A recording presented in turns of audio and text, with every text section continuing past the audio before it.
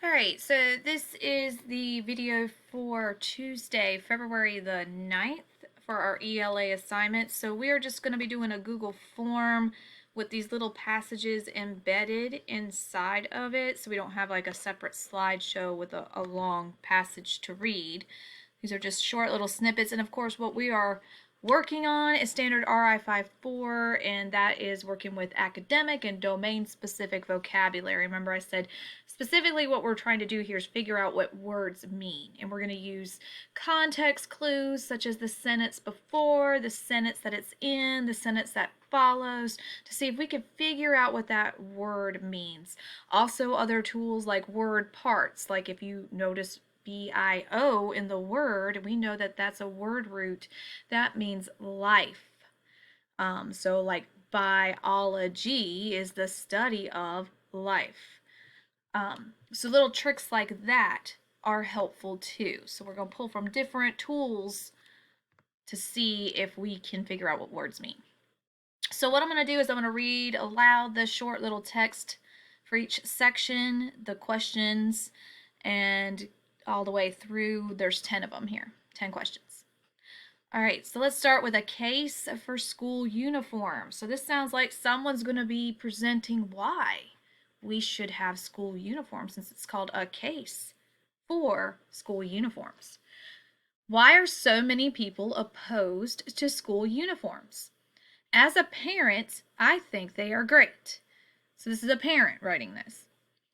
If our school had uniforms, we would not have to buy our kids as many clothes. Of course, they would still want to wear other clothes on the weekends and in the summer, but they would not have to have as many. It is also very easy to shop for uniforms. There is very little decision making. There are also no disagreements about style or color. Wouldn't it be nice to always know what our kids were wearing to school? They would always look proper. No more stained t-shirts or holey jeans. There would be no arguments about whether certain items were okay to wear. There would be no frantic late night or early morning searches for favorite shirts or jeans. We would simply lay out the uniform each night before bed. In the morning, we would be ready to go. Wearing uniforms would help our kids pay attention better at school. They would not be distracted by someone's brightly colored shirt or crazy glow-in-the-dark socks. It would also be more fair. Not every child gets new clothes all the time. If everyone were wearing uniforms, there would be no comparing or jealousy. I think uniforms are the way to go. All right, so number 1. What does the word proper in the quote below tell about the students? They would always look proper. Now, if that's not enough context, then let's go see sentence before, sentence of, sentence after. Wouldn't it be nice to always know what our kids were wearing to school? They would always look proper. Aha, no more stained t-shirts or holey jeans. All right, so now I have a little bit better idea of what proper might mean. All right, so here are our 4 choices, and the way this is set up, so like let's just say you pick, I don't know, D. Then here's what answer choice D says, and you would bubble in D down here. So if you think it's A, you bubble in A here. If you think it's B, there's where we bubble.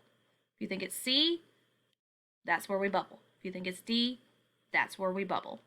So does proper tell that students would always appear interested in school, would always appear uninterested in school, would always be dressed in an acceptable way, or would always be dressed in an unacceptable way? Number 2, what is the meaning of opposed to in this quote?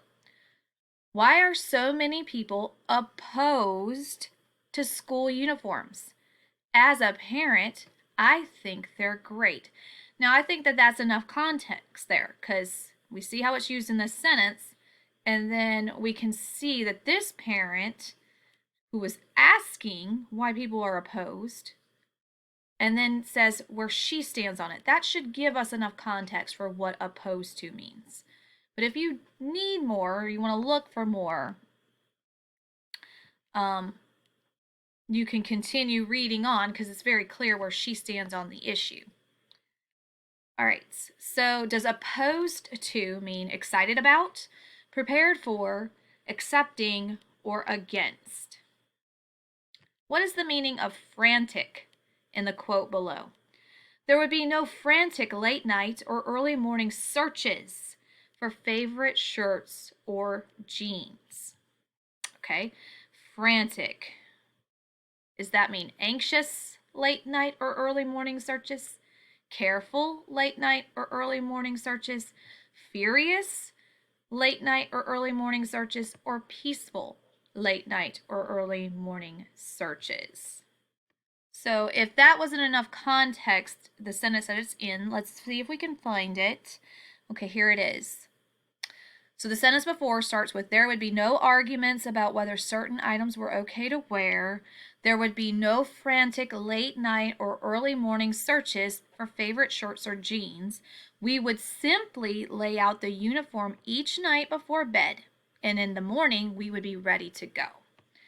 So this part about being ready to go and that it would just simply lay out the uniform gives me a little bit of context for what frantic might mean. Okay, so again, those are the 4 choices. I've already read those aloud. All right, eating in space. This is a bit longer. Imagine going camping for more than a week with several of your close friends. You would make sure you have plenty of food and the gear to cook and eat it with. The food would have to be stored properly and be non-perishable to avoid spoilage. After finishing your meal, or at the end of your camping trip, you would then stow, sorry, the T was small. You would then stow all your gear and dispose of your trash properly just before the ride home. Astronauts basically do the same thing when they go to space. Preparation varies with the food type. Some foods can be eaten in their natural forms, such as brownies and fruit. Other foods require adding water, such as macaroni and cheese or spaghetti. Of course, an oven is provided in the space station to heat foods to the proper temperature. There are no refrigerators in space, so space food must be stored and prepared properly to avoid spoilage, especially on longer missions. Condiments such as ketchup, mustard, and mayonnaise are provided.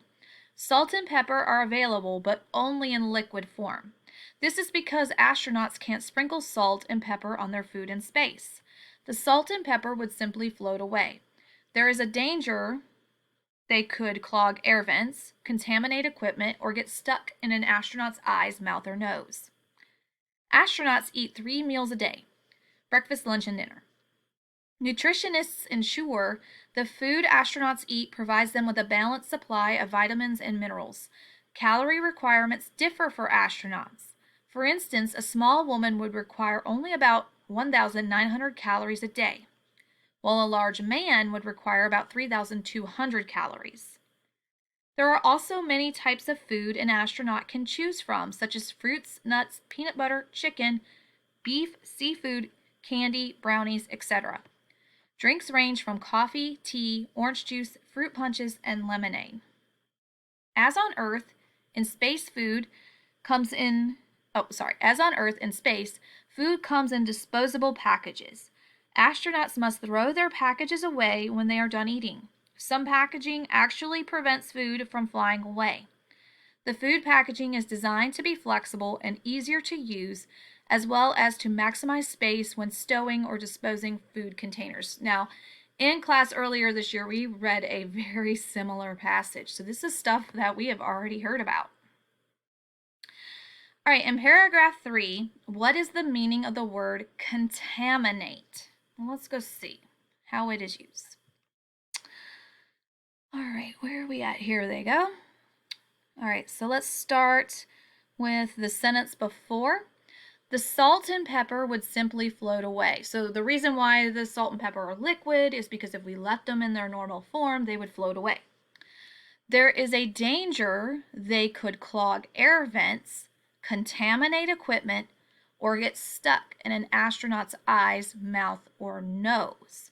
So I can tell here, because it says there is a danger of these things, that what they're describing is not good. Clogging air vents is not good. Contaminating equipment is not good. Getting stuck in the astronaut's eyes, obviously not good. All right, so would contaminate mean to clean, infect, assist, or honor? And I think just knowing that this is a negative word here, contaminate's a negative word, that that's really kind of answered this question for me. Sorry, I got a dog over there dreaming on the bed. In the first paragraph, what is the meaning of the word stow? All right, they use stow actually throughout the text. So I'm gonna see if I can find some other examples of it too. So let's see. There we go.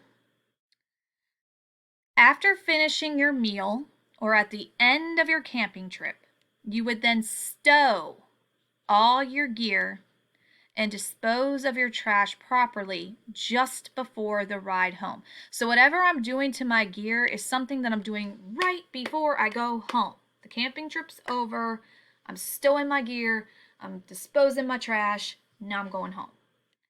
So let's see if that's enough context to help us figure it out. To store, to dry out, to remove, or to throw away. This is the word stow. So let's go replace this word stow with these things. So at the end of my camping trip, I would then store my camping gear, dry out my camping gear, remove my camping gear, or throw away my camping gear before I get ready to go home. Which of these things would be the thing we would do with our camping equipment, our camping gear, just before we get in the car and go home? All right, number 6. What is the meaning of maximized as used in the last paragraph? Okay.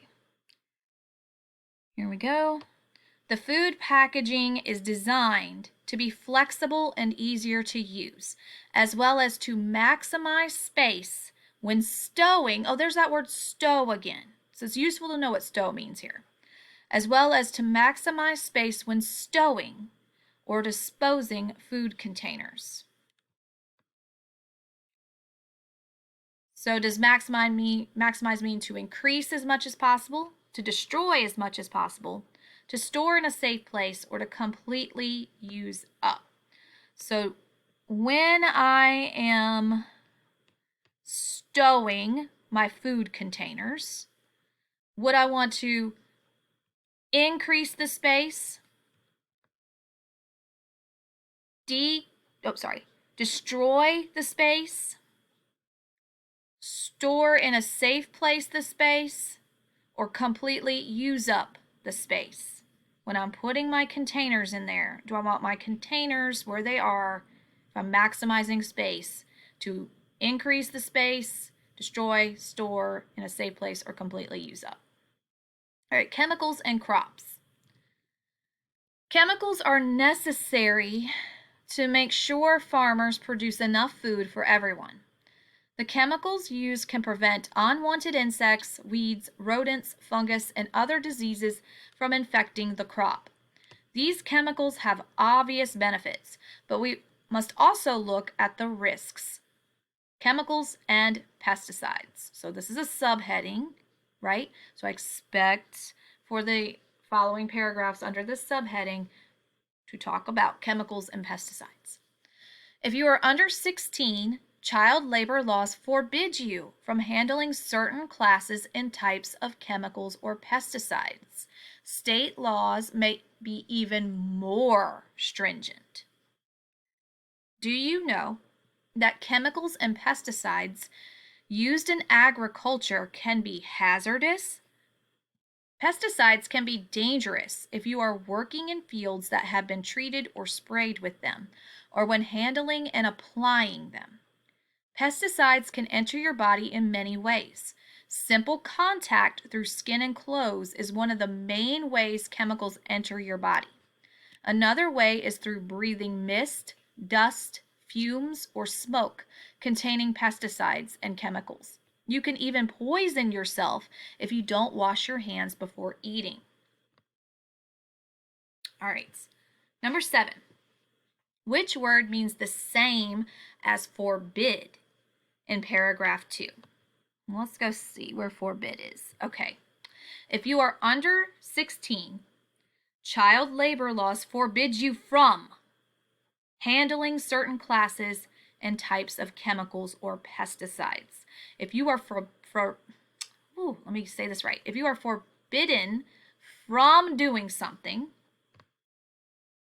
would that be allow, help, stop, or support? You're forbidden from.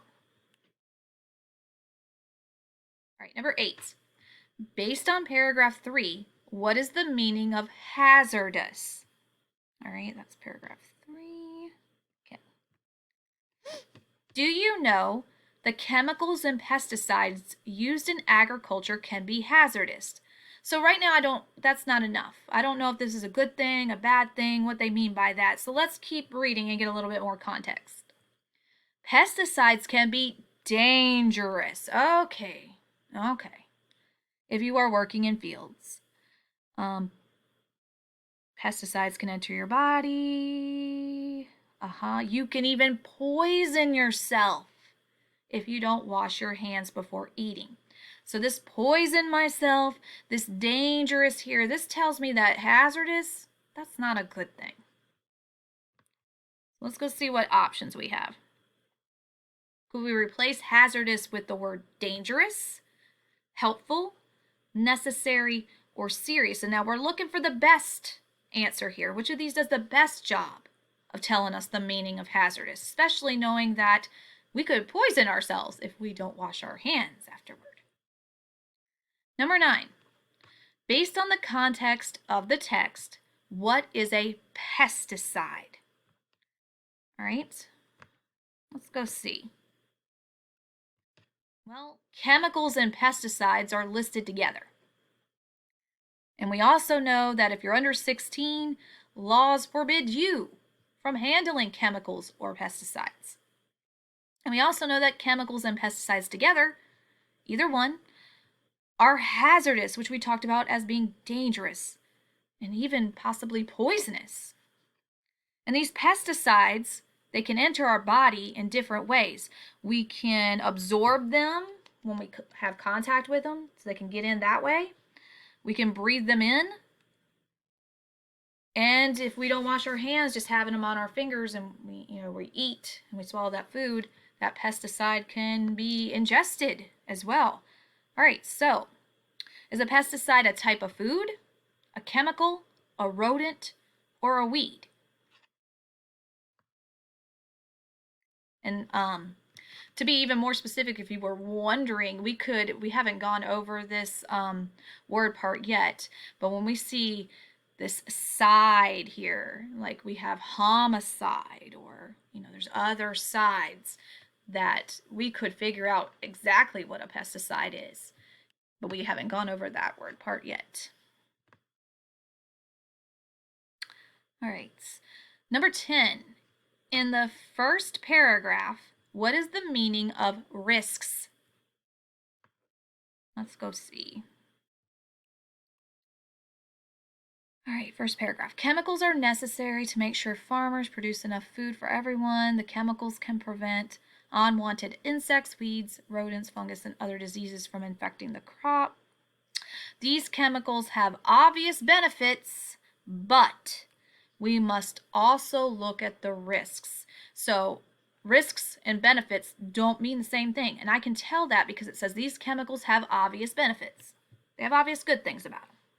But we also have to look at the risks. So we have good things about them and we have not so good things about them. So risks and benefits would be almost antonyms in this context. All right, so would risks be advantages, downfalls, gains, or secureness. All right, make sure you're comfortable and confident with your answers here before you click submit, because we only get one shot at this. If you are content, comfortable, confident about your answers, you can click submit. Go ahead and mark done in Google Classroom. If you need any help with this or struggling with it in any way, you can reach out to me. You can email me. You can send me a message in Google Classroom, and I will be glad to help you with it. And this is it for the ELA assignment today, and it's due by 11:59 tonight.